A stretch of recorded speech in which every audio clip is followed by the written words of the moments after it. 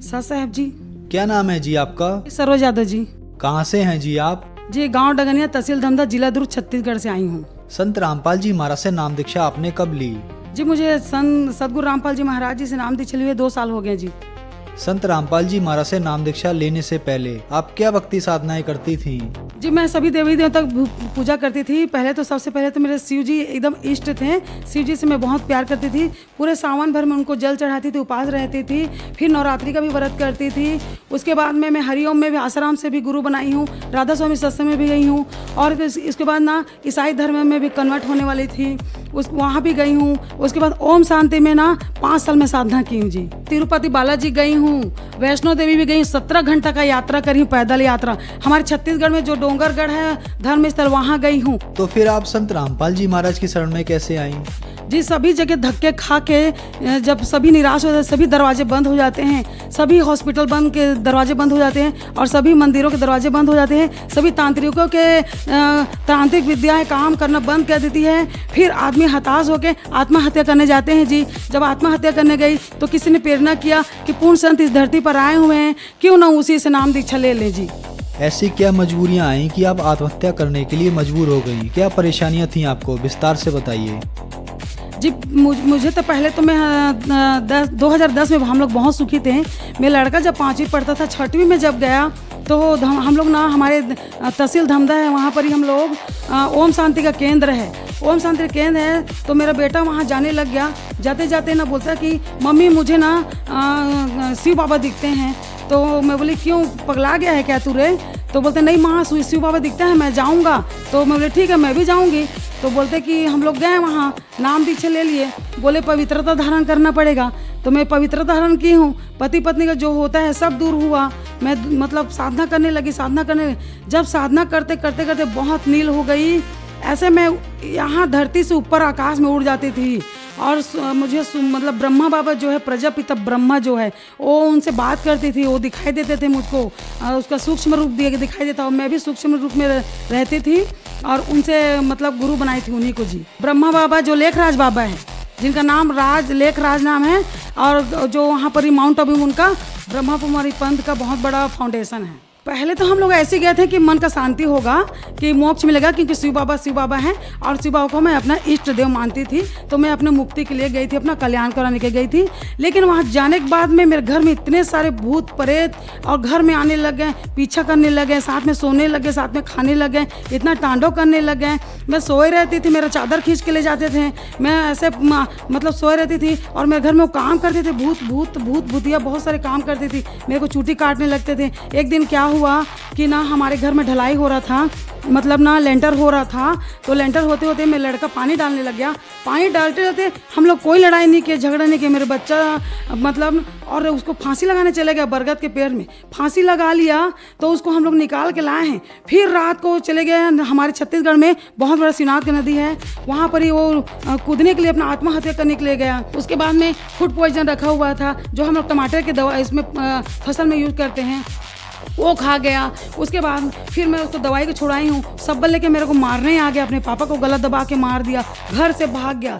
फिर उसको पकड़ के लाए हम लोग 10-12 दिन के बाद में। उसके बाद ना वो फिर मट्टी तेल डाल के आग लगाने लग गया। तो हम लोग जब ओम शांति में गए हैं, पहले तो हम लोग बहुत सुखी थे, अच्छे थे, बहुत अच्छे थे, सब परिवार से। मेरे 2 बेटे हैं और हम लोग पति पत्नी 4 हैं, बहुत अच्छे। लेकिन ओम शांति में जाने के बाद में मेरी दुर्गति ऐसी हुई। जितने जन भी ओम शांति में हैं, मैं उन लोगों को प्रार्थना करती हूँ, बहन भाइयों, कोई ओम शांति में ना जाए। वो काल का पंथ है, काल ब्रह्म है, ज्योति निरंजन है, जो 21 ब्रह्मांड का मालिक है, ब्रह्मा विष्णु का पिता है, दुर्गा का पति है। ओम शांति नहीं है, वहाँ बहुत क्रांति है। जितने जन भी जाते हैं सभी आत्महत्या करते हैं। मैं बहुत जन के घर में जाके देखी हूँ, मेरे घर में दुर्गति हुई है। उसका भूत वो भाग गया, उसका भूत प्रेत हमारे घरों में रह गया। मैं एक दिन ऐसे खेत जा रही थी, मेरे पैर को एक तांत्रिक ने खराब कर दिया। मैं अपाहिज हो गई, मैं दोनों पैर बैंड हो गए। मैं ना इतना सारा रिपोर्ट लेके आई हूँ, कितना दिखाऊं, बहुत सारा रिपोर्ट है मेरे पास, 5 किलो का रिपोर्ट है। मैं बहुत दुखी थी। बहुत बड़े बड़े हॉस्पिटल में इलाज कराए हूँ, एम्स में इलाज कराए हूँ, सुनील के यहाँ बहुत ऐसे इलाज कराई हूँ, बहुत सारे रिपोर्ट है मेरे पास। जब मैं सभी दरवाजे बंद हो गए, सभी धर्मों से परेशान हो गई, जब मुझे कहीं पर ही शांति मिला, कहीं पर ही ठीक नहीं हो पाई, मैं ईसाई धर्म में कन्वर्ट होने जा रही थी उसी दिन। फिर मुझे किसी लेडीज़ ने बताया कि तू क्यों हिंदू धर्म हो के ईसाई धर्म में क्यों कन्वर्ट होने जा रही है। तो मैं बोले क्यों, जहाँ शांति वहीं तो जाएंगे क्या। बोले कि नहीं, हमारा यादव जो कृष्ण है क्या वो कम है क्या, उसका सुदर्शन चक्र कम है क्या, एक चक्र चलाने से कितने सारे सभी को एक कर देते हैं। तो बोले कि नहीं, बोले बहन ठीक है मैं ईसाई धर्म में नहीं जाऊँगी। फिर मैं घर आ गई। घर आने के बाद में मैं घर आई तो मैं बहुत दुखी रहने लगी। मुझे अस्थमा भी था। अस्थमा ऐसा था कि मैं बहुत अस्थमा था। मैं 24 घंटा गर्म पानी पीती थी। हर जैसे चाय पीते हैं वैसा मैं गर्म पानी पीती थी, 2400 घंटे पीती थी। मैं दूध का कोई भी चीज़ नहीं खा सकती थी, केला, मूली, दूध, दही कुछ भी नहीं खा सकती थी। और मैं सांस लेने में भी बहुत प्रॉब्लम, मैं इन्हीलर भी लेती थी। मेरे एक महीने का 15 दिन का इन्हीलर का खर्चा था 425 रुपया। अभी तो बहुत बढ़ गया क्योंकि 10 साल हो गया इस बीमारी को। उसके बाद में ना मेरे को ये एम्स का है ये एम्स में बहुत इलाज करवाई मैं, बहुत सारा फाइल में कितना सारा दिखाऊँ, बहुत है। एम्स में इलाज कर रही, मेरा अस्थमा ठीक नहीं हुआ। उसके बाद में ना मुझे घुटनों का प्रॉब्लम था। घुटनों में मेरे घुटनों के जो कटोरी का हड्डी है वो निकल गया था। वो तांत्रिक के द्वारा निकाली गई थी, मतलब ओझा दुनी करके निकाला गया था। मुझे पता नहीं था इस बारे में क्योंकि मैं ना उन सब चीज़ों को, उन अंधविश्वास को मानती नहीं थी। और ये है सर जी, ये भी मेरा है रिपोर्ट कि मैं घुटने का एक्सरे करवाई थी, एमआरआई करवाई थी, लेकिन ना किसी डॉक्टर ने इलाज को मेरे पैरों को ठीक नहीं कर पाया।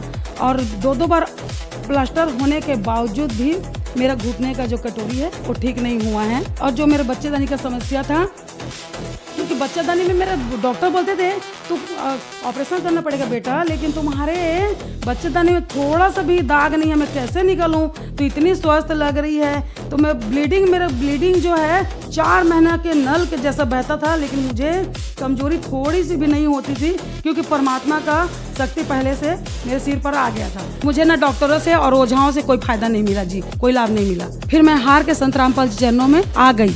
बहन जी, आपके ऊपर दुखों का पहाड़ टूटा हुआ था। आप बहुत सारे पंत संतों के पास गईं और बहुत सारे डॉक्टर्स के पास भी गईं। हारकर आप संत रामपाल जी महाराज की शरण में आईं। तो क्या संत रामपाल जी महाराज से नाम दीक्षा लेने के बाद आपकी बीमारियां, परेशानियां ठीक हुई? जी हाँ, मेरी बीमारी सभी बीमारी ठीक हो गए। संत रामपाल मैं कैसे गई हूँ ये भी बता देती हूँ आपको। मैं जानती भी नहीं थी संत रामपाल। फिर एक बार और 2-4 महीने के बाद में पुस्तक सेवा करने वाले आए थे गांव में।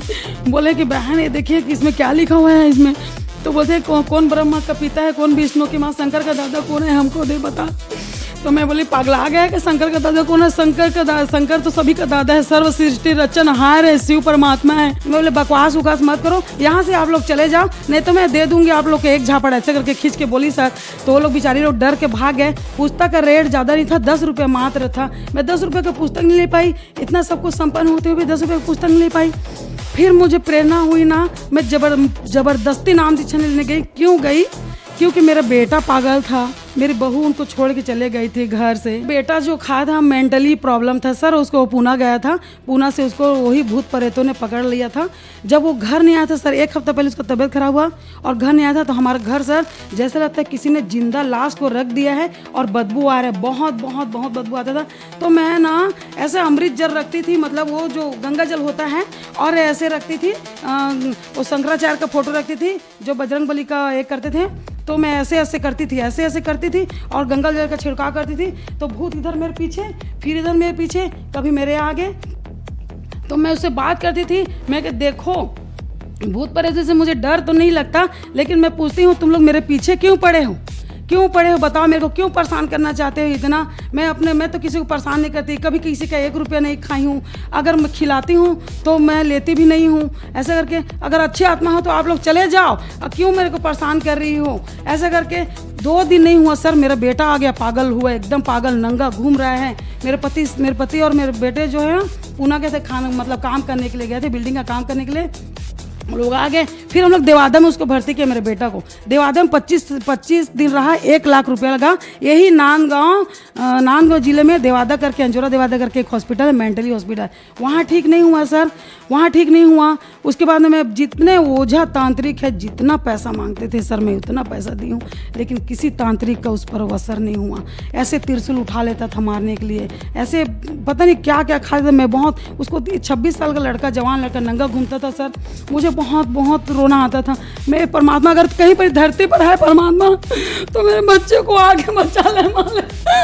रातों दिन रोती थी, बहुत रोई हूँ। अगर किसी को विश्वास नहीं है कि मेरा बेटा पागल नहीं था, ओम शांति में जाने के बाद मेरा बेटा पूरा पागल हुआ है, तो मेरे गांव में डंगनिया है, तहसील धमदा, जिला दुर्ग, आके देख सकते हैं। मेरे बेटा को जिन पकड़ा था तो ना बांध के रखती, संकल में बांध के रखती, पलंग में इतना सामान है फिर भी ऐसे ऐसे उंगली करके ना ऐसे उठा लेता था, दरवाज़ा तोड़ के भाग जाता।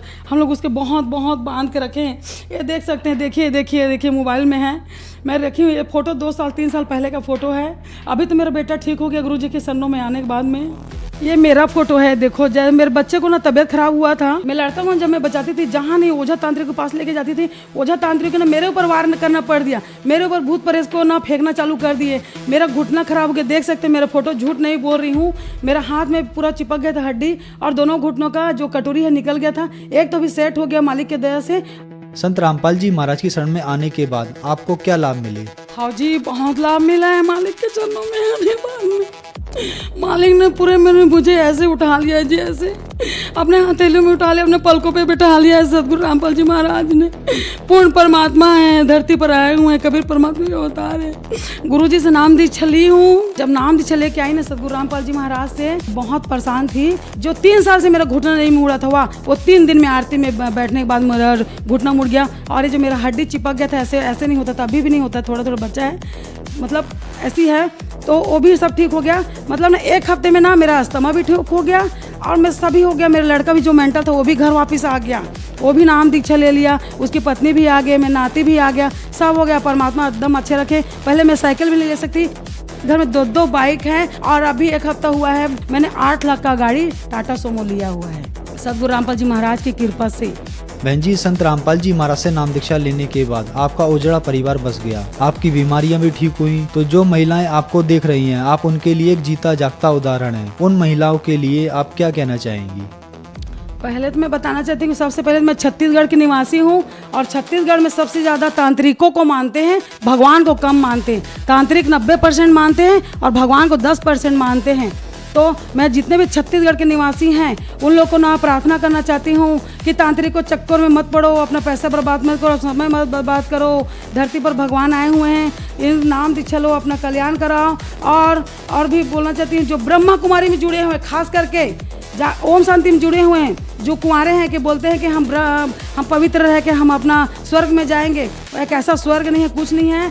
आप लोग ना कुछ मत करो, वहाँ से हटो। मैं ऐसा कुछ नहीं बोल रही हूँ कि आपके प्रति दुश्मनी कर रही हूँ, कुछ नहीं कर रही हूँ। सिर्फ ना मैं बोल रही हूँ, वहाँ से आप जाओ, वो काल का पंथ है, काल का मंत्र देता है, कुछ नहीं है वहाँ, खोखा है, कुछ नहीं, बिल्कुल कुछ नहीं है। आप लोग ना ब्रह्मा कुमारी के लिए खास करके मेरा निवेदन है, क्योंकि ओम शांति में जाने के बाद मेरा घर उजड़ गया था। गुरु जी के चरणों में आने के बाद में मेरा घर सुधर गया है, सदगुरु रामपाल जी महाराज के चरणों में आने के बाद में। और जो लोग दुखी है भाई बहनें, कई टीवी चैनलों पर सदगुरु रामपाल जी का सत्संग आता है, उसमें एक पीली पट्टी चलती है, उस पीली पट्टी में नंबर लेकर आप कॉल कर सकते हैं, जानकारी ले सकते हैं, नाम दीक्षा भी ले सकते हैं, और फ्री बुक भी मंगवा सकते हैं। और छत्तीसगढ़ में कई